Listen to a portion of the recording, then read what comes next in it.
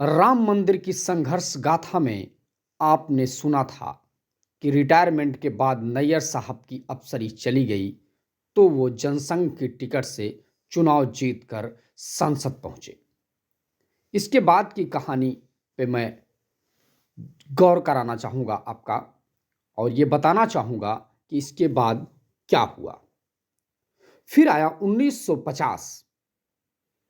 इस साल दो मुकदमे दायर हुए। एक मुकदमा गोपाल सिंह विशारद का था और दूसरा महंत रामचंद्र परमहंस का था। कहा जाता है कि मस्जिद की मूर्तियां रखने वालों में हिंदू महासभा के नगर अध्यक्ष रामचंद्र परमहंस भी थे। इन्होंने दर्शन पूजा पर रोक न लगाने और विवादित ढांचे से मूर्तियों को न हटाने की मांग की थी। 1951 में निर्मोही अखाड़े ने तीसरा मुकदमा दायर किया और ये तीनों मुकदमे हिंदू पक्ष के थे। 10 साल बाद 1961 में मुस्लिम पक्ष की ओर से सुन्नी वक्फ बोर्ड और स्थानीय मुसलमानों की ओर से मुकदमा दायर किया गया। इन्होंने न केवल विवादित जगह के पजेशन की मांग की बल्कि आसपास के कब्रिस्तानों का पर भी अपना दावा किया। जिला कोर्ट ने इन चारों मामलों की एक साथ सुनवाई होने लगी।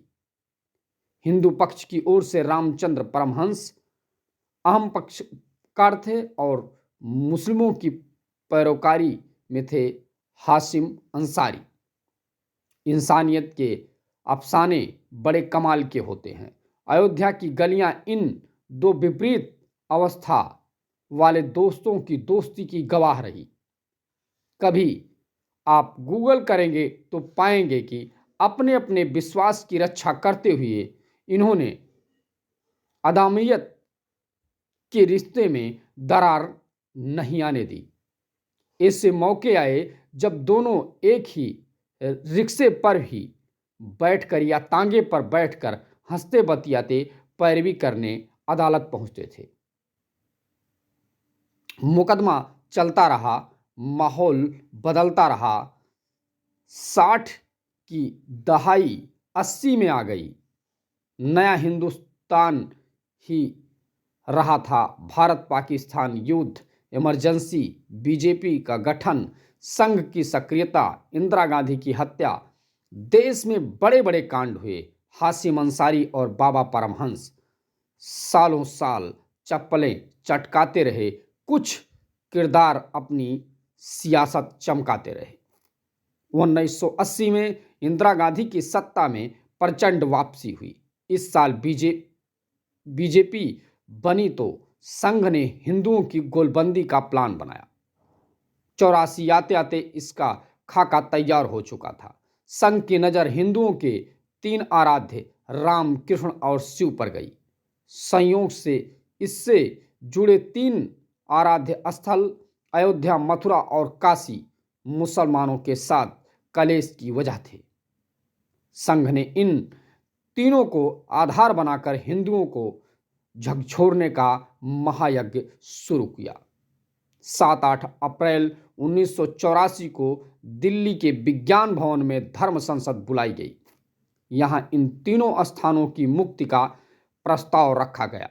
बीजेपी नेता लाल कृष्ण आडवाणी की रथ यात्रा से आप परिचित ही होंगे, लेकिन क्या आप 1984 की रथ यात्रा भी जानते हैं? जी हां, 1984 में राम जन्मभूमि आंदोलन से जुड़े लोगों के ने जनकपुर से एक रथ यात्रा निकाली। इस रथ यात्रा में राम जानकी की प्रतिमाओं के साथ यात्रा की गई। पहली बार अयोध्या की कहानी लोगों के ने आंखों देखी। इस लाचारी में देख हिंदू समुदाय में आक्रोश पनपा। इस यात्रा ने हिंदुओं के मन में 400 साल की दुश्वारी और लाचारी को ताजा कर दिया। अब तक विश्व हिंदू परिषद की पूरी ताकत के साथ आंदोलन में शामिल हो चुकी थी। इंदिरा गांधी की हत्या के बाद राजीव गांधी प्रधानमंत्री बने। इधर हिंदुओं ने सरकार को अल्टीमेटम दिया कि अगर 1986 में शिवरात्रि तक मस्जिद का ताला न खोला गया तो उसे तोड़ दें। इस वक्त की कहानी में दो पांडे किरदारों की एंट्री थी और उसमें थे उमेश चंद्र पांडे और दूसरे एम पांडे। पहले पांडे वकील थे और दूसरे पांडे जज। कहने वाले कहते हैं कि राजीव गांधी और उनके रणनीतिकारों ने फैजाबाद के कोर्ट में वकील उमेश चंद्र पांडे से अर्जी कराई और मांग ये थी कि ताले को खोला जाए। जज को अर्जी में मेरिट नजर आया और उन्होंने मस्जिद का ताला खोलने की अनुमति दे दी। मस्जिद के अंदर 1949 में स्थापित रामलला विराजमान ही थे। राजीव की पॉलिटिक्स की किताब में ये अहम चैप्टर था। उन पर हिंदुओं के दबाव में झुकने का आरोप लगा, लेकिन राजीव इसे झेल गए।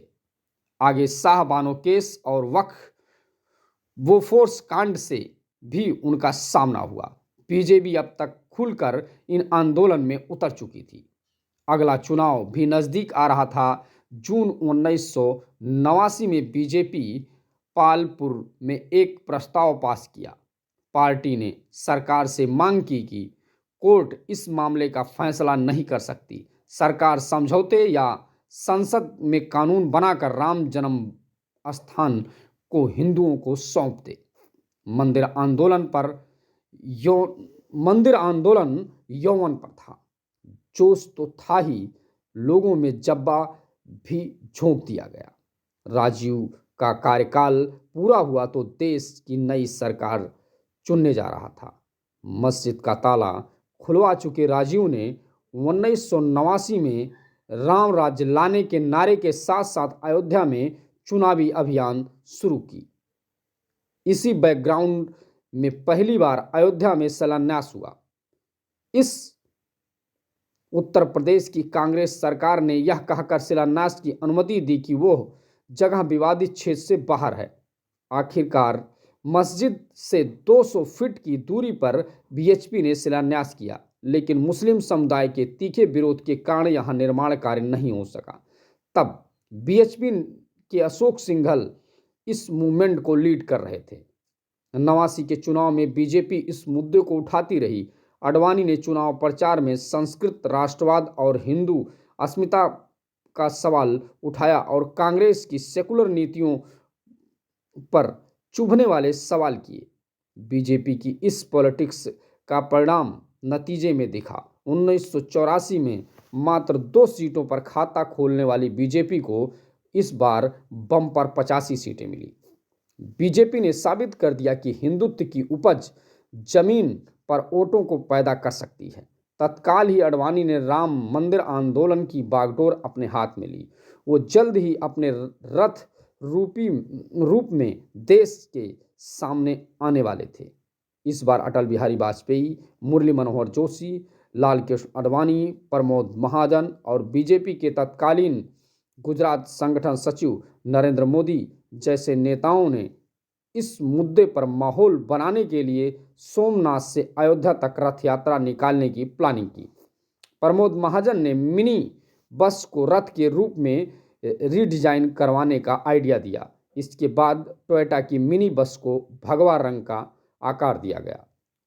25 दिसंबर 1990 को गुजरात के सोमनाथ से निकली यात्रा जनमानस को करंट लगा दिया और यह करंट हाई वोल्टेज करंट कहा जा सकता है। आडवाणी ने यह हाई वोल्टेज भाषण भी दिया और सौगंध राम की खाते हैं मंदिर वहीं बनाएगा का नारा दिया गया।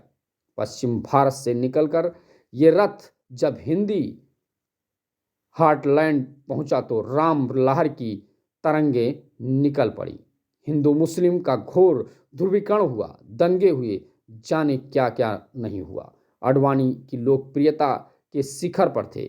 वे स्वयं कहते थे कि लोग रथ के पहिए को छूकर प्रणाम करते हैं और पहिए के धूल को सिर पर लेप लेते हैं। इस रथ के सारथी थे नरेंद्र भाई मोदी।